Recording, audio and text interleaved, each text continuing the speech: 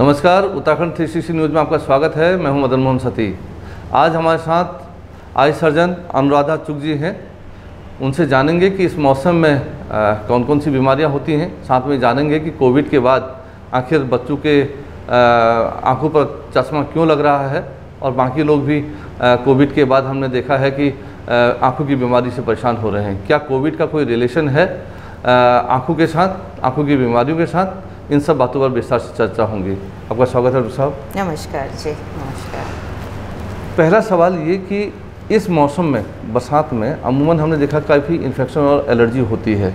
वो क्यों होती हैं और कौन कौन सी बीमारियां इस मौसम में आंखों में होती हैं और उनसे कैसे बचाव हो सकता है? बरसात के मौसम में क्योंकि पसीना इतना होता है, प्लस बरसात की वजह से इन्फेक्शन इतना फैलता है, तो आँखों में भी जैसे पेट में इन्फेक्शन होता है, स्किन में इन्फेक्शन हो जाता है, आंखों में भी इन्फेक्शन हो जाता है, जिसे हम कंजंक्टिवाइटिस कहते हैं। हर साल सबको पता ही है कि बरसातों में कंजंक्टिवाइटिस तो हर साल हो जाता है, जिसमें सभी एक्सपोज हो जाते हैं। उससे फैलता बहुत है। अगर घर में एक को हो जाए तो यूजुअली देखा जाता है कि सब घर के सब सदस्यों को ये हो जाता है। इसमें है सफाई रखना बहुत ज़रूरी है। हाथ धोते रहें, जब पसीना आए तो मुंह धोते रहें, तौलिया बदलते रहें, ज़्यादातर हैंकी टिश्यू आंखों में कुछ ना लगाएं, तो फिर आंखों में बचाव रहता है। एलर्जी भी काफ़ी होती है क्योंकि इस मौसम में ये पसीने वजह के साथ तो देखा गया है बच्चों को बहुत खारिश होती है। काफ़ी कंप्लेंट आती हैं, बच्चे खुजली करे जा रहे हैं। ठंडे पानी का सेक करिए, हाथ जितने ज़्यादा धो सकें हाथ धोते रहिए, ये तो हम बहुत बोलते हैं इस मौसम में। अच्छा, आँखों में अमूमन कौन कौन सी बीमारियाँ होती हैं बरसात के अलावा भी हम बात करें तो? आँखों में तो हर लेयर में, आँखों के कई लेयर हैं। लगती हैं आँखें छोटी, बट एक एक लेयर की अलग अलग बीमारी होती है।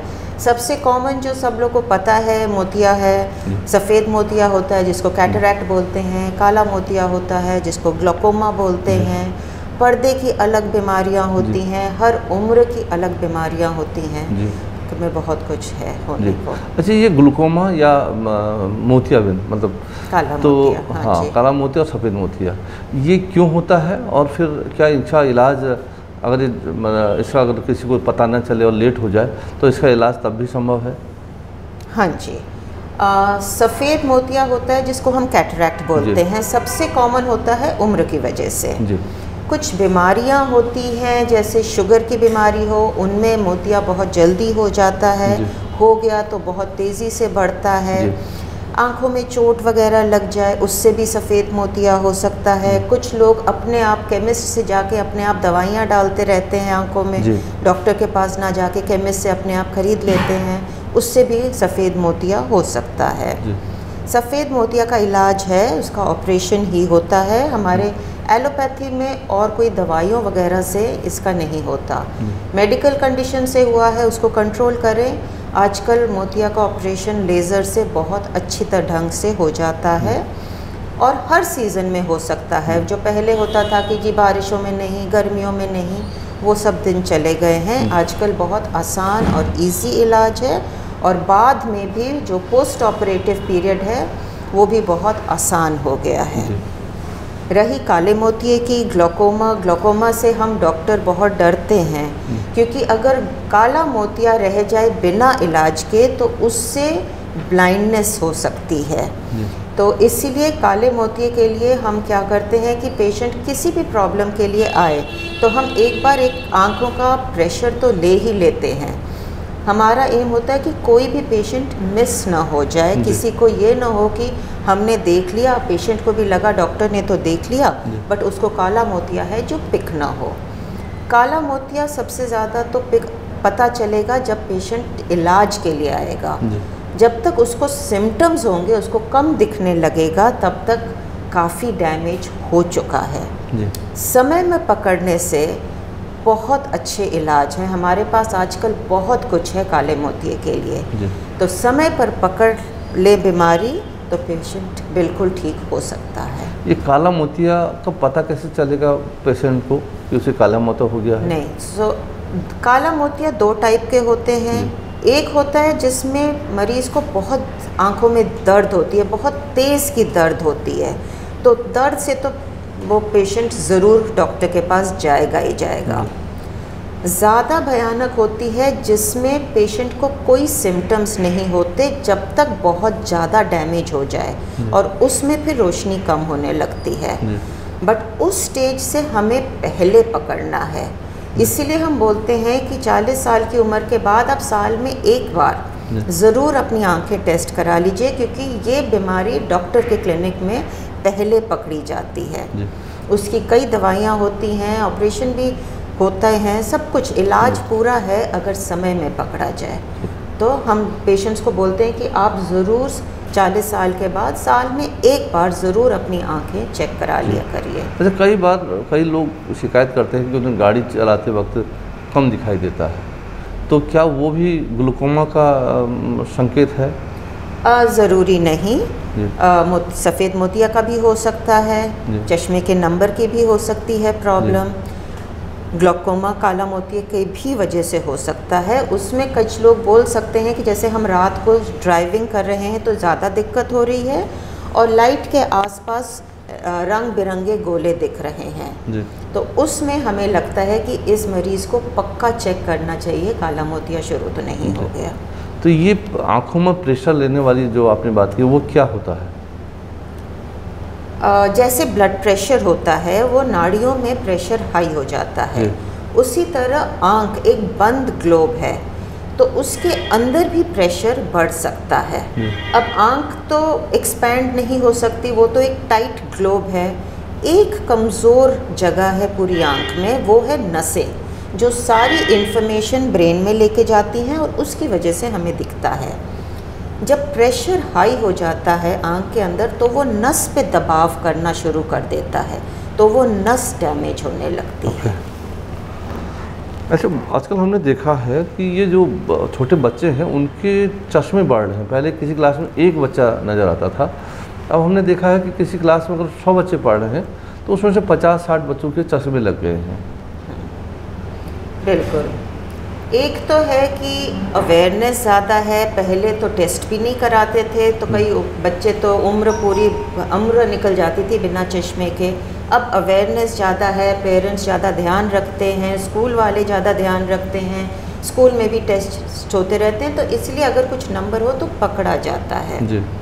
दूसरा है कि ज़्यादातर ना हम लोग बच्चों को बोलते हैं कि बाहर जाकर खेलो।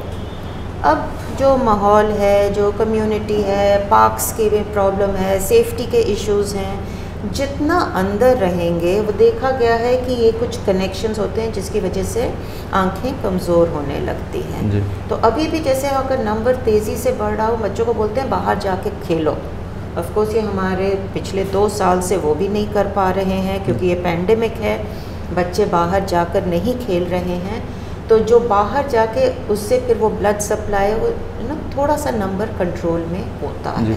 ये ऑनलाइन पढ़ाई का भी असर देखने को मिल रहा है कि बच्चे पहले टीवी देखते थे, मोबाइल देखते थे, अब उनके हाथों में गैजेट जो है लैपटॉप आ गया है या कंप्यूटर आ गया है। माँ बाप को लगता है पढ़ाई कर रहे हैं, पढ़ाई का ट्यूशन ख़त्म हो गया और बच्चे 4 घंटे और जो है उसको खींच जा रहे हैं, तो उससे भी चश्मे लग रहे हैं। उससे भी आंखों पे स्ट्रेन तो पड़ ही रहा है। इनफैक्ट इस पैंडेमिक में देखा है कि जिनके पैंडेमिक के पहले नंबर स्टेबल थे उन्होंने इतना ऑनलाइन काम किया है, चाहे पढ़ाई है, चाहे ट्यूशन है, चाहे वैसे ही सब कुछ देख रहे हैं, गेम्स भी सारा है, तो जो स्टेडी नंबर है वो भी बढ़ गए हैं। सो डेफिनेटली ये पैंडेमिक से जो इतनी ऑनलाइन स्क्रीन टाइम बढ़ गया है, आँखों पे डेफिनेटली बुरा असर पड़ा है। अच्छा, पैंडेमिक के बाद हमने एक चीज़ और देखा कि कई लोगों की शिकायत आ रही है बुज़ुर्गों की या जिनको पैंडेमिक में इसका शिकार हुए कि वो कह रहे हैं कि हमारी आँखों की रोशनी पर असर पड़ा है। क्या ऐसा संभव है? हाँ जी, कोविड के बाद जैसे लॉन्ग कोविड हुआ है, लोगों को लंग्स में असर पड़ा है, कई पार्ट्स ऑफ द बॉडी में लॉन्ग कोविड के रिकवरी के बाद भी प्रॉब्लम्स हुई हैं, आँखों में भी ये देखा गया है। इसमें हमने देखा है कि कई लेयर्स, जैसे एक कंजंक्टिवाइटिस हो गया है जो बड़ा क्रॉनिक सा हो जाता है, ठीक होने में टाइम लग रहा है। हमने पर्दे पे सूजन भी देखी हुई है और उसकी कोई और कारण नहीं है कि बस जी हमें कोविड हुआ था और कोई हिस्ट्री नहीं है। कुछ लोगों को कोविड के बाद शुगर हो गया है जो बहुत हाई हो गया है और शुगर की वजह से आंखों में असर आ गया है। तो डेफिनेटली कोविड के बाद, रिकवरी के बाद देखा गया है कि आंखों में असर पड़ता है और ज़रूर रिकवरी के बाद एक बार टेस्ट कराना ज़रूरी होता है। जिन लोगों को कोविड हुआ और जिन लोगों को ऐसा मन में शक है तो उनको किस तरह से अपनी आंखों की देखभाल करनी चाहिए? क्या उन्हें डॉक्टर को दिखाना चाहिए या फिर अपने स्तर से भी वो कुछ मतलब उनकी देखभाल कर सकते हैं? अपने आप से तो नहीं। आई थिंक अगर उनको कुछ शिकायत है कोविड के बाद, कोई नई शिकायत है जो पहले नहीं थी जी। तो क्योंकि कोविड इतनी भयानक बीमारी है, उसकी रैमिफिकेशंस इतनी है, अब ये ब्लैक फंगस वगैरह भी आ गई, तो मैं तो एडवाइस करूँगी कि कोविड के बाद, रिकवरी के बाद अगर कुछ भी ऐसी आंख में सिम्टम है जो पहले नहीं थी तो ज़रूर आंखें टेस्ट कराएं कि कुछ मिस नहीं होना चाहिए। अच्छा, एक चीज़ और जो आजकल लोग डॉक्टर्स के पास आने में डरते इसलिए हैं कि उनके पास किसी मजदूर हैं या दूसरे रेहड़ी पट्टी वाले हैं, 500-700 रुपया उनको फीस देनी पड़ती है। फिर वो जब दवाइयाँ लिखते हैं वो सब मिला के 2000 का बिल हो जाता है। अगर वो अपने हिस्से से केमिस्ट से जाके आँखों के लिए सिंपल कोई दवाई डालना चाहें तो ऐसी कोई दवा होती है? नहीं, ऐसी कोई दवा नहीं है। वो करना भी नहीं चाहिए। हमने बहुत केसेस देखे हैं जिससे लोगों को सफ़ेद मोतिया हुआ है। चलो सफ़ेद मोतिया का इलाज है, बट काला मोतिया भी हो गया है क्योंकि वो केमिस्ट से दवाइयाँ ले आते थे, जाना नहीं चाहते डॉक्टर के पास, टाइम लगता है, पैसे लगते हैं, वो सब प्रॉब्लम्स तो हैं ही, और फिर वो दवाइयाँ डालते रहते थे, सुपरफिशियल आराम आता रहता था बट जो नुकसान होता रहता था उनको वो पता ही नहीं चलता था। तो इसीलिए अपने आप से सेल्फ मेडिकेशन, आंखें बहुत नाजुक हैं, सेल्फ मेडिकेशन ना करें। आप अपने आप धो लीजिए आंखें, आप अपने हाथ धो कर रखिए, आंखों को टच मत करिए, गरम सेक, ठंडा सेक, ये सब कर लीजिए। पर ज़रूर अगर कुछ दिक्कत है जो तभी भी चल रही है तो आप ज़रूर डॉक्टर के पास जाइए। अब जैसे यहाँ है, ये चैरिटी क्लिनिक है, यहाँ जो कार्ड बनते हैं वो बहुत ही स्मॉल अमाउंट में बनते हैं। अब काफ़ी हमें दवाइयों की भी डोनेशन मिल जाती है यहाँ। पैंडेमिक में ऑफ कोर्स सब कुछ थोड़ा बंद है, बट उसके पहले तो बहुत दवाइयाँ भी डोनेट कितने लोग आके दवाइयाँ भी डोनेट करते थे। तो जो एक्चुअली बहुत पुअर हैं और जेन्युइन केसेस हैं उनको तो यहाँ बहुत फ्री ट्रीटमेंट, कुछ हैं जो इतने पुअर हैं कि वो बोलते हैं हम कार्ड के भी पैसे नहीं दे सकते, तो कोई बात नहीं, वो नहीं देते। तो इसीलिए दिखाना ज़्यादा ज़रूरी होता है, आंख के साथ चांस नहीं लेना चाहिए। अच्छा डॉक्टर साहब, जब अभी हम आपका इंटरव्यू लेने आ रहे थे तो कुछ लोगों ने कहा कि आप इस चैरिटी संस्थान में 27-28 सालों से काम कर रही हैं, वो भी मुफ्त में, आप इनसे कुछ लेती भी नहीं हैं और ऊपर से कुछ खर्चा भी कर देती हैं, मरीज़ को अपने लेवल पे भी दे देती हैं।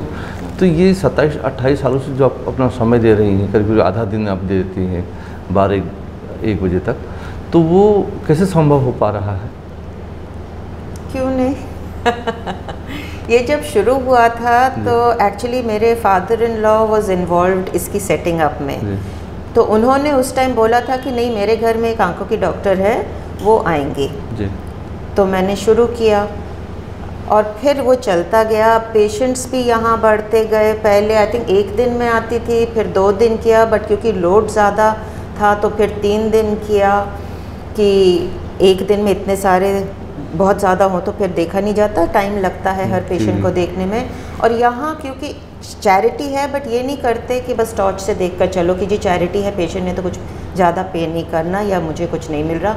यहाँ पूरा चेकअप होता है, हमारे पास यहाँ बहुत मशीनें हैं और हम लोग पूरा डिटेल में पेशेंट की चेकअप करते हैं, टाइम लगता है, टाइम देते हैं। तो बस आई थिंक वो आदत ही बन गई। मुझे एक चीज़ आज जब जहाँ पर हम लोग हैं जंगपुर एक्सटेंशन में, यहाँ तो किराए का घर भी जो है 50-60 हज़ार रुपये में मिलता है, और आप 2 BHK लेते हैं तो 50-60 हज़ार रुपये। ऐसी जगहों पर आप 27-28 सालों से चैरिटी कर रही, जबकि यहाँ पर हम देखते हैं बहुत सारे डॉक्टर्स को मैं जानता हूँ, उनके पास 8-8 करोड़ के फ्लैट हैं, या ये कहिए कि 15-20 करोड़ की पूरी कोठी में वो लोग रहते हैं। और बड़ी BMW और दूसरी गाड़ियों में घूमते हैं, तब क्या आपका मन नहीं करता है या आपके घर में नहीं कहते हैं कि भाई आपने इतनी बड़ी पढ़ाई की, आपके पास इनकम का एक बड़ा सोर्स है और डॉक्टर्स को 1000 से 2000 तक फीस भी मिल जाती है, अगर दिन में 10 भी आप पेशेंट लेते हैं तो 10,000 तो सीधे आ जाते हैं, तो क्या घर वाले का इसमें समर्थन रहता है, सपोर्ट रहता है? बिल्कुल, मेरे घर वालों ने मुझे बहुत सपोर्ट किया है और मुझे यहाँ से आज तक कभी मेरा मन नहीं किया कि मुझे कुछ मिल जाए यहाँ से, कि मैं कुछ ले लूँ। इन्होंने कभी, यहाँ के लोगों ने कभी डिनाई नहीं किया, इन्होंने यहाँ कभी नहीं बोला कि आप मत लो, उन्होंने तो हमेशा पूछते रहते हैं।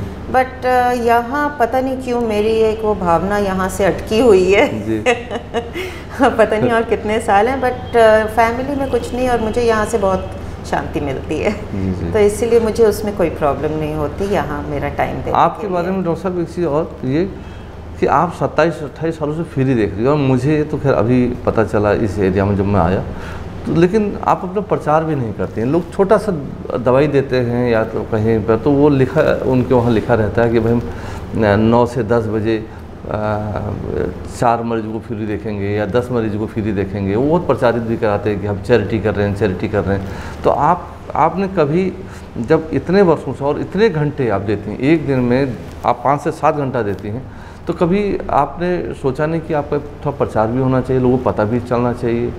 आई थिंक यहाँ तो सबको अब पता है नहीं, मंदिर और यहाँ के लोगों को पता है, लेकिन आसपास के इलाके में और ब्यूरोक्रेसी में, बल्कि आजकल तो पुरस्कारों के लिए भी पब्लिक से पुरस्कारों के वो मांगे जाते हैं, नाम मांगे जाते हैं, तो कभी आपने सोचा नहीं कि भाई आपका नाम पद्मश्री के लिए भेजा जाना चाहिए? भाई 28 साल की सेवा है, पद्मश्री के लिए भेजा जाना चाहिए या फिर किसी और बड़े पुरस्कार के लिए भेजा जाना चाहिए, या मेडिकल डिपार्टमेंट के जो बड़े पुरस्कार हैं उनके लिए आपका नाम जाए।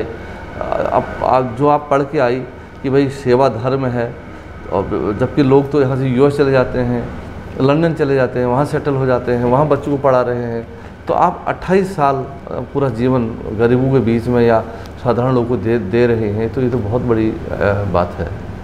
बस आपने रिकग्नाइज कर लिया, ये बोल लिया, मेरे लिए वही काफ़ी है नहीं, मेरे पेशेंट्स, मेरे आई थिंक सबसे ज़्यादा सेटिस्फैक्शन होती है जब मेरा पेशेंट वापस आता है और वो 2 और को लेकर आता है, वो बोलता है नहीं आपको ही दिखाना है।